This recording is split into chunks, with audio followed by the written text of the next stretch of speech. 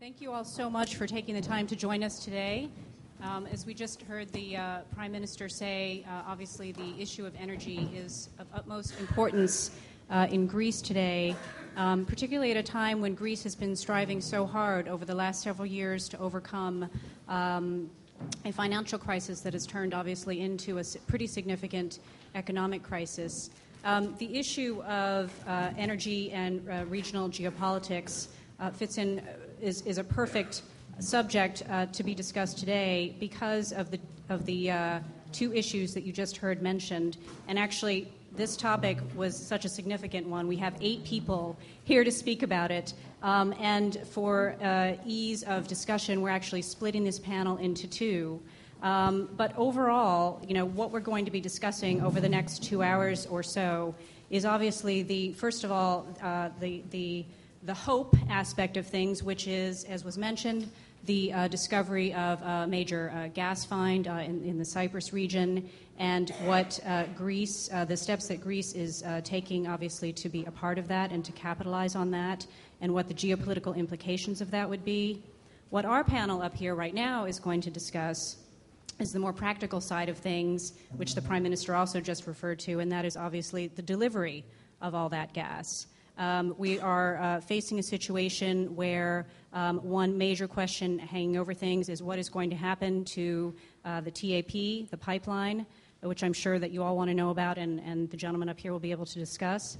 And again, what not only the economic implications are going to be of that, but the regional implications as well, as the issue of how what's going to happen with the pipeline unfolds.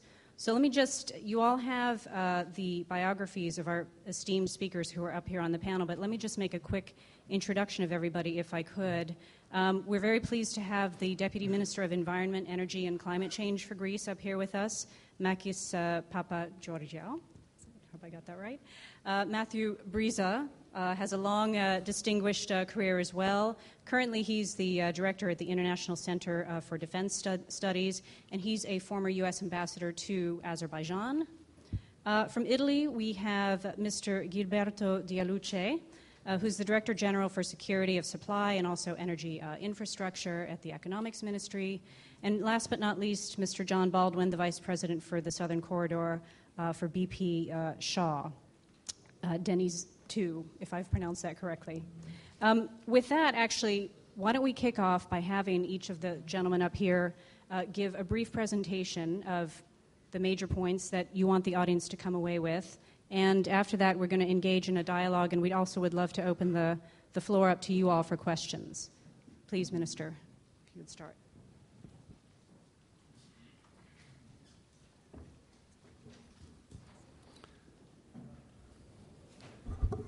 Καλησπέρα σε όλους.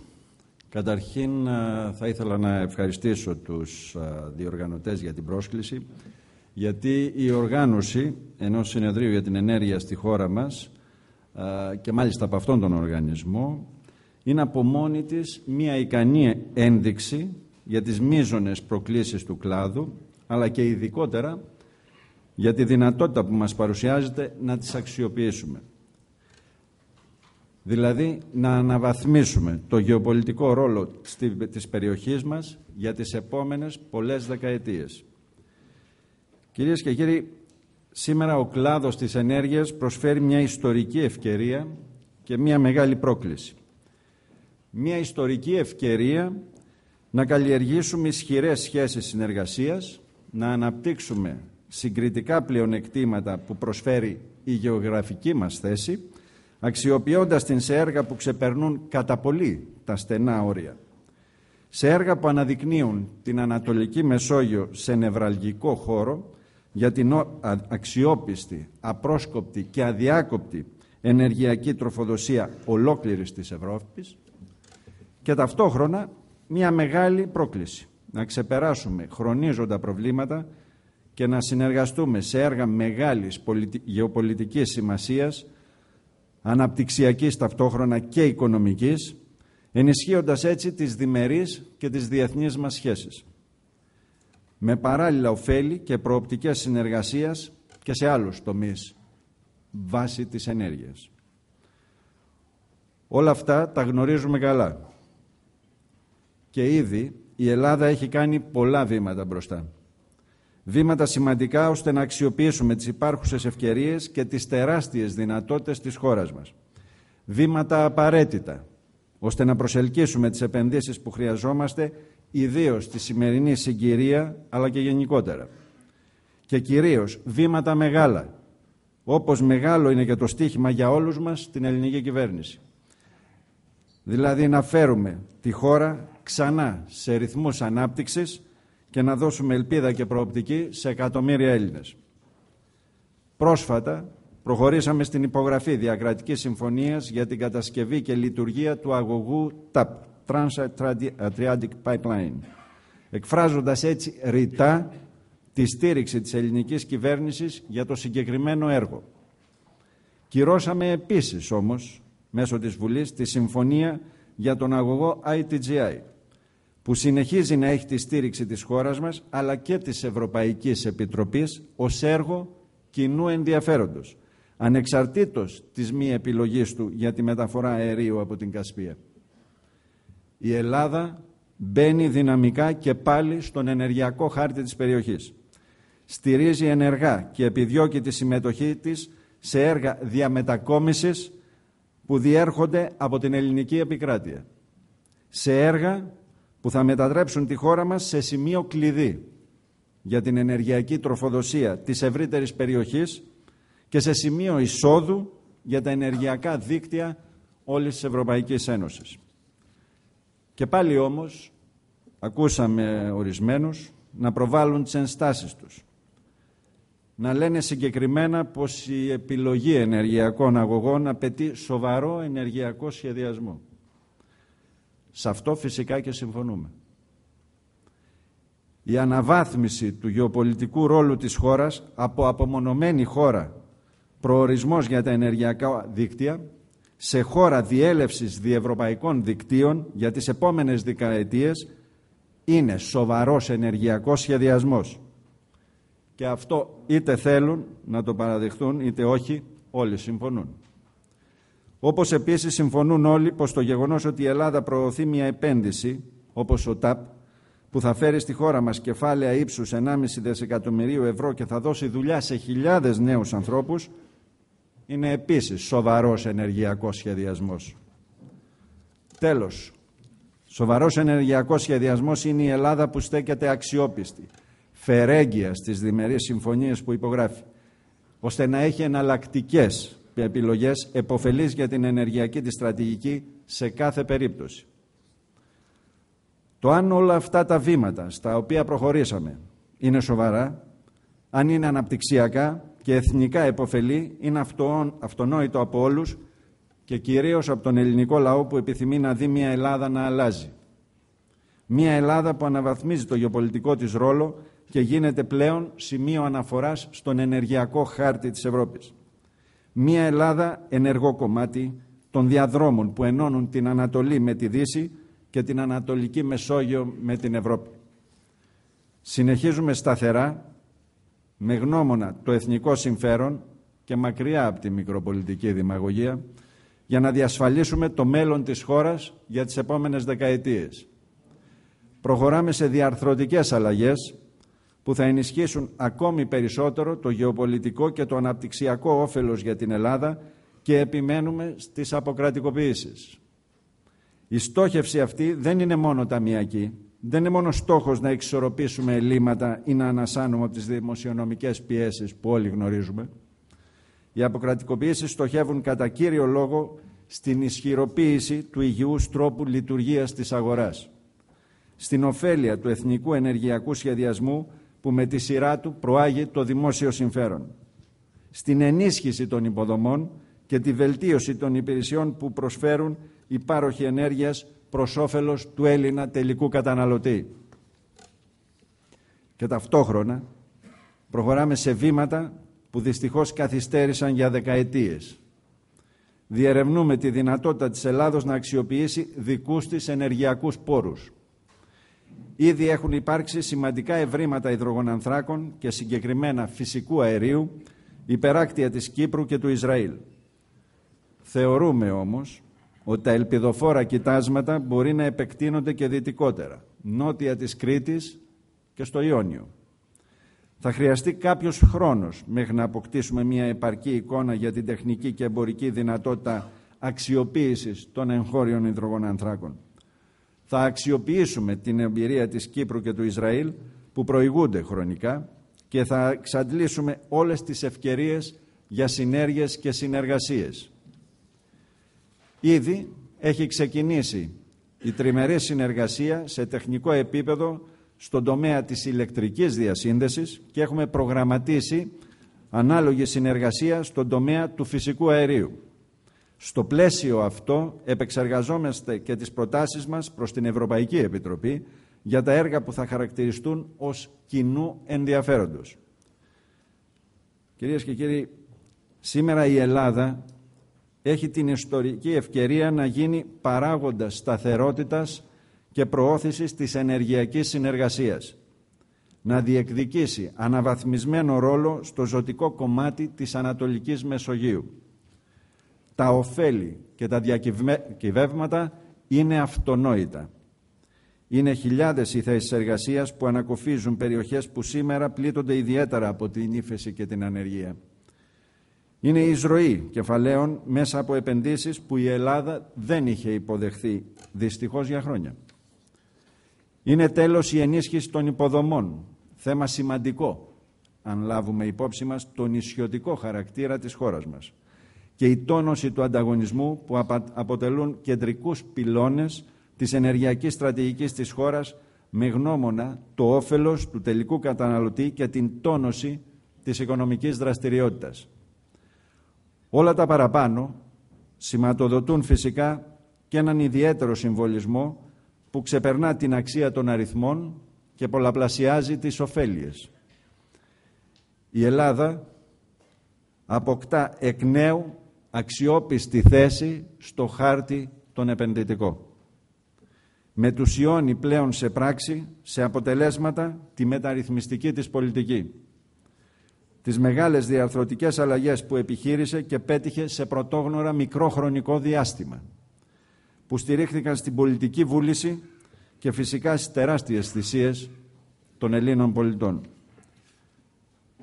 Η Ελλάδα μπορεί και πρέπει να γίνει σημείο αναφοράς στον ενεργειακό χάρτη της ευρύτερης περιοχής και στην νότιο-ανατολική Μεσόγειο. Να είστε βέβαιοι ότι θα γίνει. Ευχαριστώ πολύ. Thank you. Thank you so much for those comments. We got started a little bit late, so we would love to, we want to hear from all of our panelists and also be able to leave time for you all. So maybe if our panelists could just sort of give their speeches, maybe keep it to around 4 or 5 minutes or so, and then we'll... Happily, I'll be quick. Thank you. Thanks to the IHT for organizing this and for the tremendous honor of being here with, oh my God, so many friends from 15 years of work on these oil and gas pipeline projects. Minister Folias, Minister Papageorgiou, people who've been some of the closest friends of mine in my life. Even Tom Ellis, great journalist here, who's usually written very fair things about me, even when he disagreed. I mean, always written fair things. This is a big year for those of us who are interested in the geopolitics and geoeconomics of oil and natural gas, especially focusing on the region stretching from the Caspian Sea to here in Europe. As many of you here are knowing, because you're involved with these decisions, there will be some core decisions taken on pipelines. Number one, my view is it's absolutely clear that the Trans-Anatolian pipeline is going to be a reality. The expansion of the existing pipeline from Azerbaijan through Georgia into Turkey is going to be a reality. Mr. Baldwin can comment on the agreements that were reached in December. So the big decision, obviously, this year is going to be whether the Trans-Adriatic pipeline, TAP, or the Nabucco West pipeline will be the one chosen by the Shah Deniz consortium to move gas deeper into Europe. And I'll talk about that for a moment, but what's often lost in discussions of Caspian and European oil and gas pipelines is the less maybe visible work being done by the European Commission to create a unified energy market in Europe, particularly for natural gas. It's those efforts that once and for all, I think, will lead to an undermining of monopoly pressures that are at the heart of what we're talking about. And the whole reason why the United States government, which I worked in for 23 years, ever got involved in Caspian Sea oil and gas pipelines was because we wanted to make sure, number one, that the development of Caspian energy led to diversified global supplies, meaning we didn't reconcentrate the flows of oil and gas back to where 2/3 of them already are proven in the Gulf, and that monopolists and existing pipelines, which ran through Russia overwhelmingly from the Caspian Sea, didn't continue to exercise non-market forces that led to higher gas prices and geopolitical leverage that wasn't always used in good ways. Developing new pipelines is essential to provide the raw material to allow an evolution away from monopolist pressures. But that's not enough. You also have to have in place the regulatory structures and the laws that allow natural gas to move to consumers based on price signals set in the market. So whichever one of these two pipelines is chosen by the Shah Deniz consortium, whether it's TAP or Nabucco West, will contribute to that. I sense, just from my own work, now I can speak more openly, seems to me that Azerbaijan may have a slight preference for Nabucco West pipeline simply because it penetrates deeper into Europe and reaches more countries along the way. And for Azerbaijan, it's very important to win as many friends as possible, both to have allies in trying to settle the Nagorno-Karabakh conflict to Azerbaijan's desire, but also because Azerbaijan looks at natural gas not exclusively as a way to earn money, but as a way to secure long-term strategic partnerships with Europe and with the consumers of its gas. So I think Azerbaijan may have a slight preference, although it's not articulated officially, for the pipeline that goes further into Europe and that actually reaches the Central European gas trading hub in Baumgarten, Germany. But the Trans-Adriatic pipeline, I know, is very appealing to the government of Azerbaijan as well.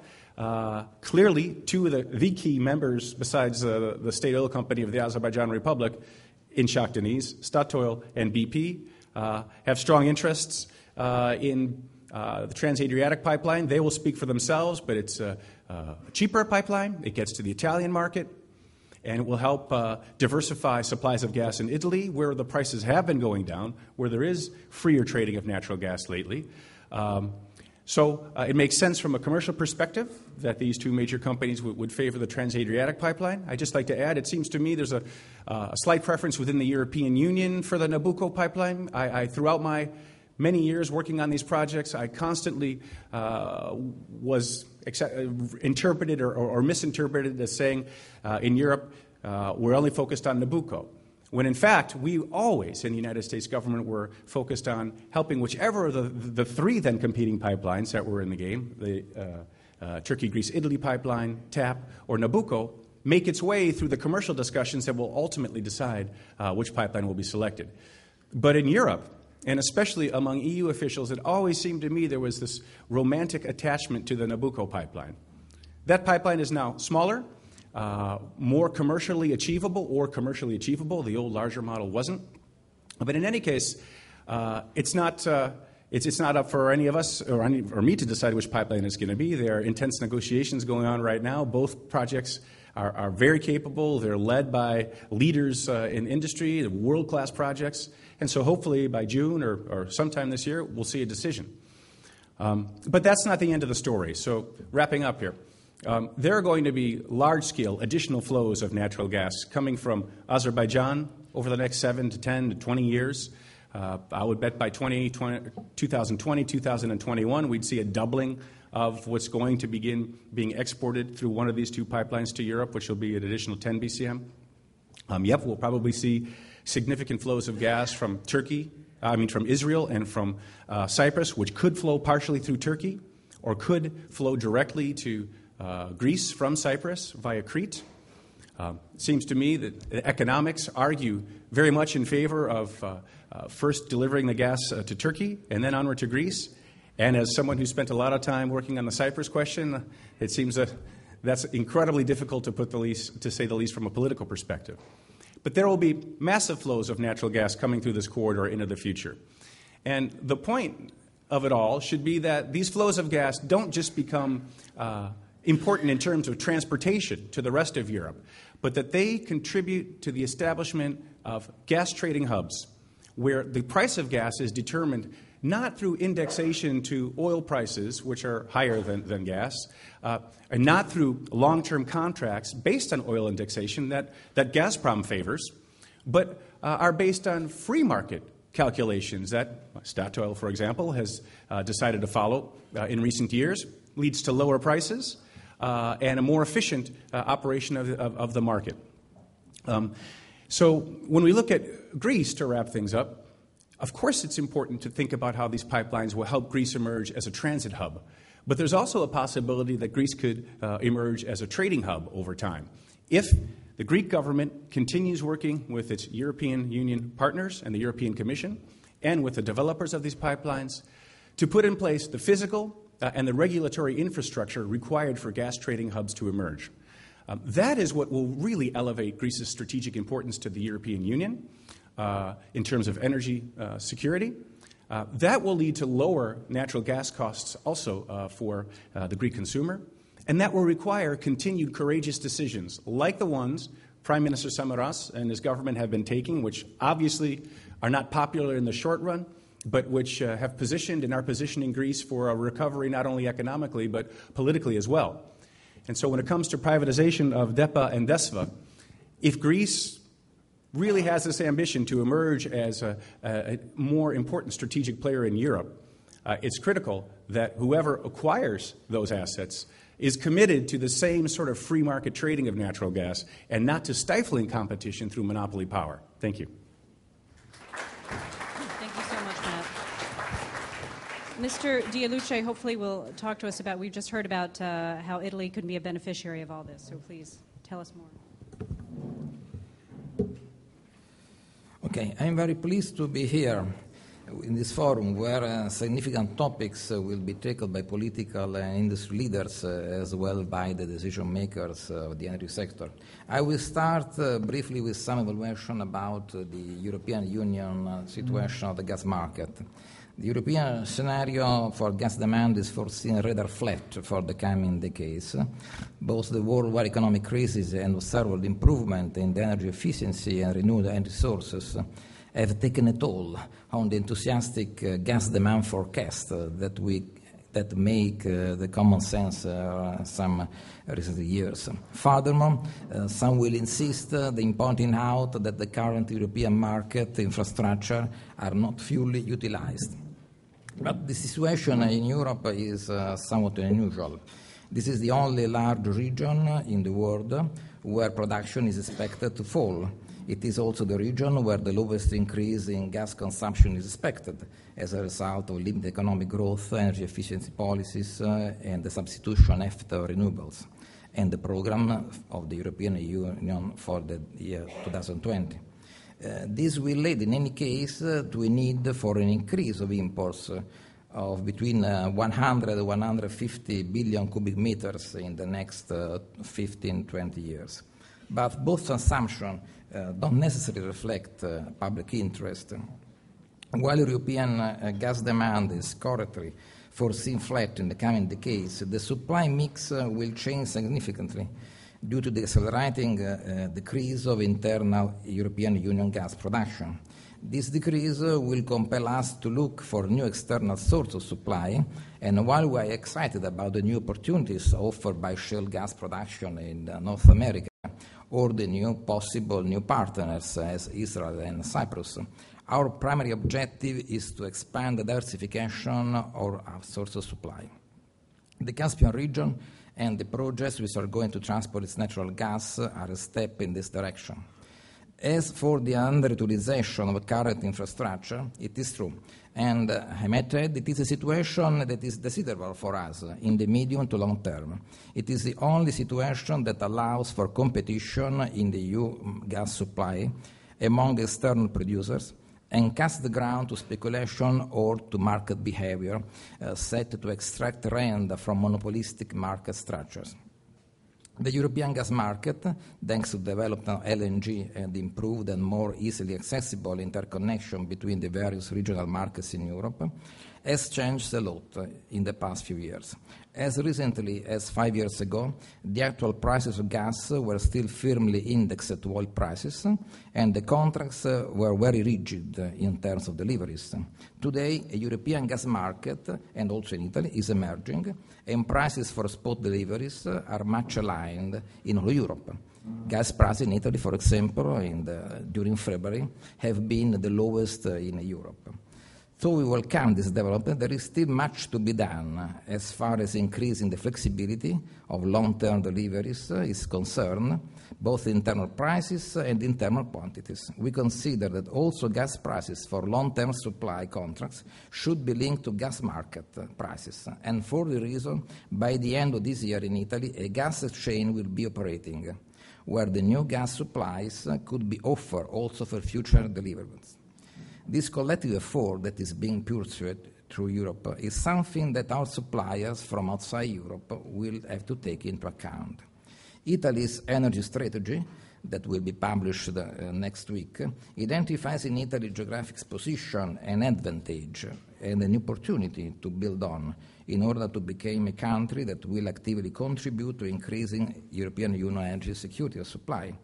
A strong effort for new LNG project in Italy at Herald offshore regasification unit will be operating in next winter, will assure that the Italian gas market will be structurally linked to the European gas market.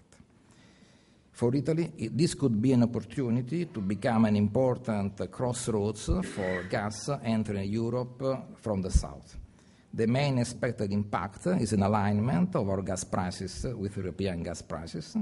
This will be accompanied by increased security of supply thanks to improved infrastructure and greater market liquidity. More competitive gas prices will make it possible for Italy to act as a trading and/or transit country towards Northern Europe. We have committed significant resources also to strengthen the Italian gas infrastructure by expanding the national transmission grid, by increasing storage, and by implementing reverse flow, both on the interconnection with Austria and Switzerland, and then to North Europe. And these investments will directly benefit our northern partner countries and increase the market opportunities of Caspian gas. Italy and Greece worked together since 2005 to open the Southern Corridor, formerly with the ICDS project, and now with the means of TAP project. Less than 2 weeks ago in Athens, the governments of Italy, Albania and Greece have signed an important agreement on TAP. And we support this project because considering our need to diversify the source of supply, we think that will be an important step in this direction. We are confident that also with the new government, we know that today we have the election in Italy, but notwithstanding this, we started in 2005 in opening the Southern Corridor. So I've seen 4 different governments, so we think that also the new one will be promoting the opening of this corridor. And for this reason also TAP received an outstanding positive assessment also in the framework of the European Commission Trans-European Energy Network, so that we also have the possibility to have some fundings by the European Union. This support was already formally enshrined in the joint declaration we signed in New York, and then we are finalizing with our three energy regulator in Italy, in Albania, and also in Greece, the third-party access exemption. And we soon, as soon as possible, will start the ratification procedure of the agreement we have signed 2 months ago. So in general terms, we are confident about TAP's competitive advantage, both in terms of its economics and institutional framework. And the current momentum, I think, is good, so I think that additional good news will follow shortly. So I can reassure the audience and all the stakeholders and the Greek government that the new Italian government will provide continuity, as was in the case in the past years, to our efforts to open together the Southern Corridor. Thanks. Great, thank you. Now let's hear from the big businessman on our panel, please. John Baldwin of BP.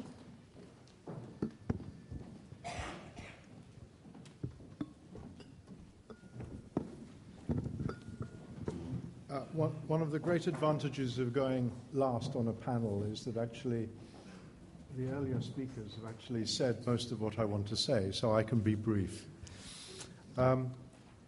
Let me start actually by picking up some of the comments that have been made about the overall gas demand.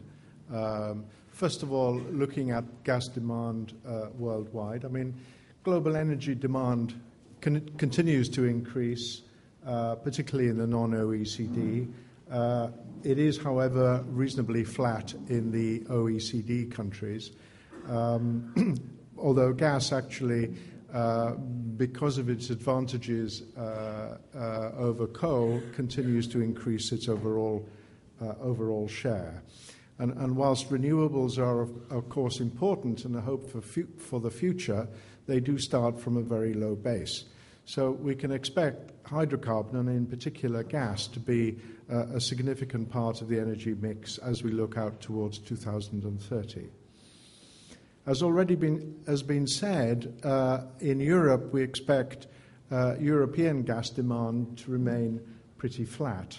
The exception to that is Turkey, where gas demand is actually growing pretty smartly. And that is, I think, good news for the Southern Corridor, because we've got a strong anchor market as one of the customers for Shah Deniz gas. The key point about European gas supply is that indigenous supply, as was said earlier, indeed is declining. And so therefore there is a need for additional gas to be brought into Europe. There is, as you already know, significant gas in Azerbaijan. We're already producing around 9 BCMA from Shah Deniz, which is sold into Turkey. And we expect with Shah Deniz 2 to be producing an additional 16 BCMA, 6 BCMA which will be sold to Turkey, and 10 BCMA which will be sold into Europe. But again, as was noted earlier, that's not the end of the story. There is further gas in Azerbaijan that can actually be developed in the future.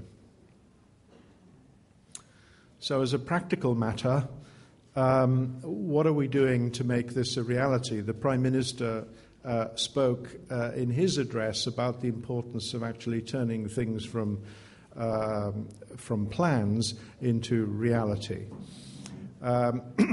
There's a lot going on in the upstream for Shah Deniz 2. We expect to spend about $2 billion this year alone in terms of advanced engineering design, drilling, and so on and so forth. This is a very large upstream project in its own right, where we're looking at something like $25 billion for the whole of the upstream. Again, that's not the end of the story. We have to get the gas to market. The elements of that are the gas, expanding the existing gas pipeline that goes through Georgia. That's the South Caucasus pipeline, SCPX, where we're looping that pipeline and putting in additional compression. We have agreed to cross Turkey, the Azeri and Turkish government have actually are proposing the Trans-Anatolian pipeline, which is a large pipeline that goes from eastern Turkey all the way to the west. And as you've already heard, into Europe there are two options on the table. One is the TAP pipeline through to Greece, Albania to Italy, and the Nabucco West pipeline that goes up through Eastern Europe up to Austria. And the Shah Deniz partners will be making a decision on that this June, with a view to committing to the upstream, to TANAP, and to the European pipeline with a final investment decision in the last quarter of the year. So I hope that's given you some sense of the tangible reality of the project. Thanks very much. Excellent. Thank you very much. Let's move ahead with some questions here. I had several that I wanted to ask the panel, but let me just limit myself to one question that I did want to ask the minister before we open it up to the audience for a couple of questions, and then we'll ask our other panelists to come up here. So, Minister Papageorgiou, you mentioned during your speech, obviously, that if Greece were indeed to become a transport hub in all of this, that is something that could help the Greek economy. Could you just talk a little bit more, though, about how it would sort of specifically alleviate the fiscal tensions that Greece is facing? And also, we heard Matthew Bryza raise the idea of Greece also should consider becoming a trading hub. How desirable is that? How likely is that? And really, how much would that also sort of help elevate Greece in terms of strategic importance? Κοιτάξτε, αυτή τη στιγμή παρακολουθούμε όλα τα διεθνή projects τα οποία είναι στην περιοχή. Όπως υπόθηκε ήδη, το ένα είναι του φυσικού αερίου, το TAP, το οποίο θα βοηθήσει, εφόσον επιλεγεί βεβαίως. Δεν είναι μόνο η υλοποίηση του Ευρωπαϊκού Νότιου Διαδρόμου, αλλά ταυτόχρονα συνδέεται και με ορισμένες άλλες σκέψεις ως προς τη δημιουργία του ενεργειακού κέντρου της Ελλάδος και ειδικά του βορείου τμήματος της Ελλάδος ως ενεργειακού κέντρου.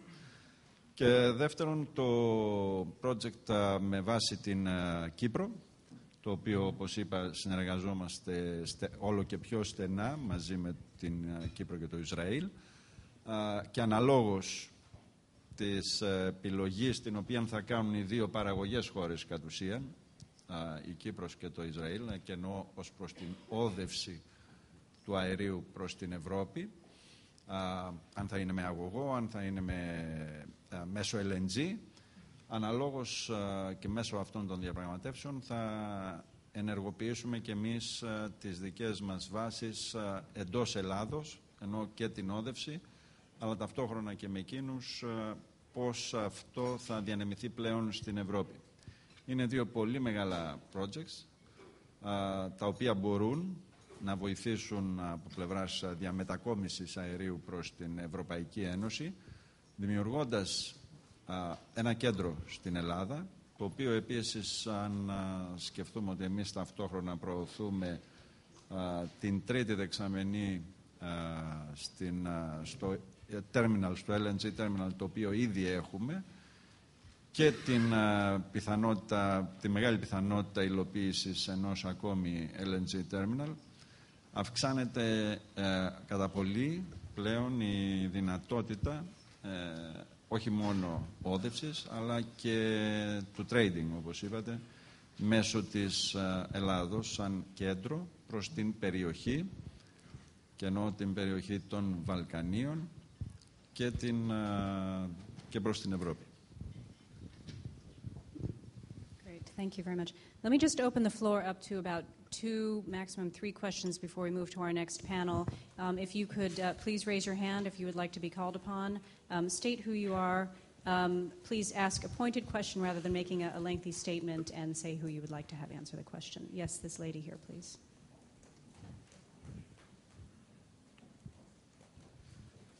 I would like to ask Mr. Bryza, do you see common points between common geopolitical and technical points between southeastern Mediterranean energy fields and the Arctic? Wow. Great question. I guess I'm supposed to say yes, but it's true, I do. Or at least Baltic-Nordic region. Building on what I was saying about gas trading hubs, the European Union and companies like Statoil are moving toward trading of natural gas increasingly at spot markets. You've seen a spot market develop in the North Sea, where the price has converged since 2008, which means you have actually a liquid and increasingly liquid market operating there. For the European Union, it seems to me an important follow-on step in achieving a unified energy market by, 2014, is expanding that hub-based trading of natural gas from where it's already existing in the North Sea and into the Baltic region. For that to happen, there has to be a lot of cooperation among the 3 countries of the Baltic states that are surprisingly more jealous of each other than we often assume. And they are working, and not with a lot of success, to bring their regulatory structures together and to build a common mix of physical infrastructure that they need to establish gas trading hubs. And Gazprom is playing a magnificent role in the middle in slowing that all down, because Gazprom has ownership rights in much of the existing key infrastructure. So a similar thing is happening here in southeastern Europe, where, as we've been talking about just now, there's a chance for gas trading to emerge here, and Greece possibly to become such a hub. To do that, Greece is going to have to work together with its neighbors and with the European Commission to put in place all this infrastructure, whether it's physical or regulatory. And in the meantime, as is always the case, Gazprom is working very effectively to try to slow that down. And it's not that there's anything wrong or evil about Gazprom. If you're a large monopolist, that's a great situation to be in, and you'd like to perpetuate that. So they're working hard to gain ownership or control of the infrastructure here in Greece, at least the trading infrastructure, and proposing and probably going ahead with the South Stream pipeline as a way to tempt individual political leaders throughout this region into making a deal, a Faustian deal maybe, to get discounted gas in the short run and high-priced construction contracts, even though that perpetuates a tie to higher gas prices over time and a tie to a monopolist supplier. But all you have to do is look across the border to Bulgaria to understand how seriously high energy prices can affect the political longevity of any government. Thank you. Absolutely. Thank you. Another question here, please. Thank you. My name is Int'l. I'm managing director of the TAP project. I have a question for Minister Papageorgiou and to Dialuce.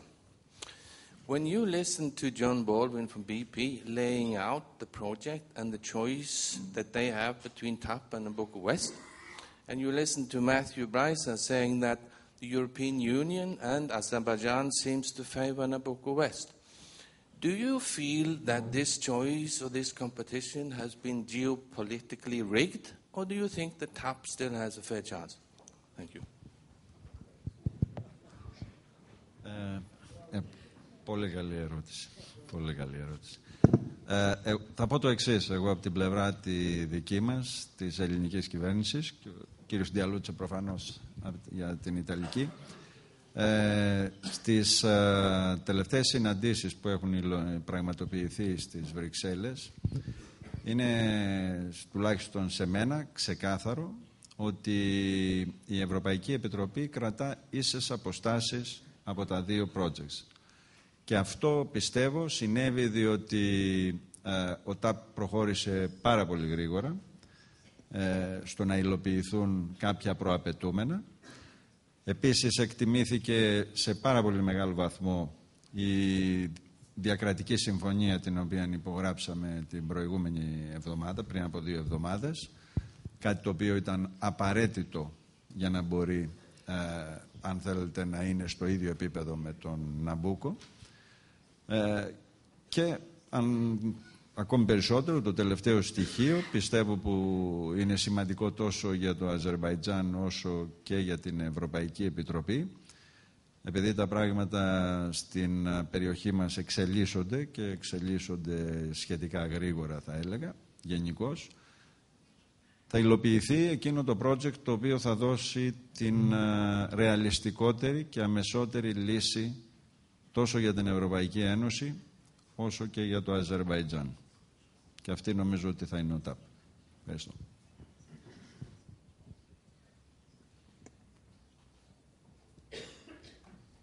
Just I want to add that also according our context, our opinion, we had many meetings with the European Union, also with the European Commissioner. And now, maybe some times ago, but now the Commission has a really position neutral for the two projects. It is clear we are not speaking on the first Nabucco, the old Nabucco project, absolutely. But for the new Nabucco West and for TAP, we think that now we achieved this neutral position by the European Commission and also within the European offices. That is not the same. And now we think that TAP project is on the fast-track route because we completed all the agreements for the political support. We started also, we'll start as soon as possible with the new parliament, the ratification procedure. And in few weeks, I think that we'll have also the third-party exemption access granted. So the project will have all the regulatory regime also completed. So it will be probably the fastest choice if really the Shah-Deniz consortium wants to take the final decision in a few months. Thank you so much. Well, they always say that the last question is the most dangerous, so let's leave it at that for this panel. And we want to thank you all. These gentlemen will be around later on, obviously, if anybody wants to come up to them individually and speak with them. But at this point, let's call up actually the second half of our panel, being moderated by, I'm going to call you Tom.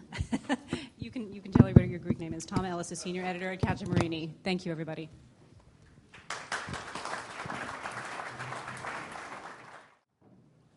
Καλησπέρα. Είμαι ο Αθανάσιος Ιωάννης από την Καθημερινή. Θα προτιμούσα βέβαια να μιλήσω ελληνικά, αλλά οι διοργανωτές μου είπαν ότι η γλώσσα του συνεδρίου είναι αγγλικά, οπότε και επειδή έχουμε και δύο ξένους θα το πάω στα αγγλικά ή θα πηγαίνω ερχόμαστε. Λοιπόν, να πω απλά ότι στα αγγλικά this is a very sensitive period for Greece. It's interesting, it's exciting. But it's also sensitive as Greece looks forward to the possibility of exploring the energy resources that potentially lie in its seabed.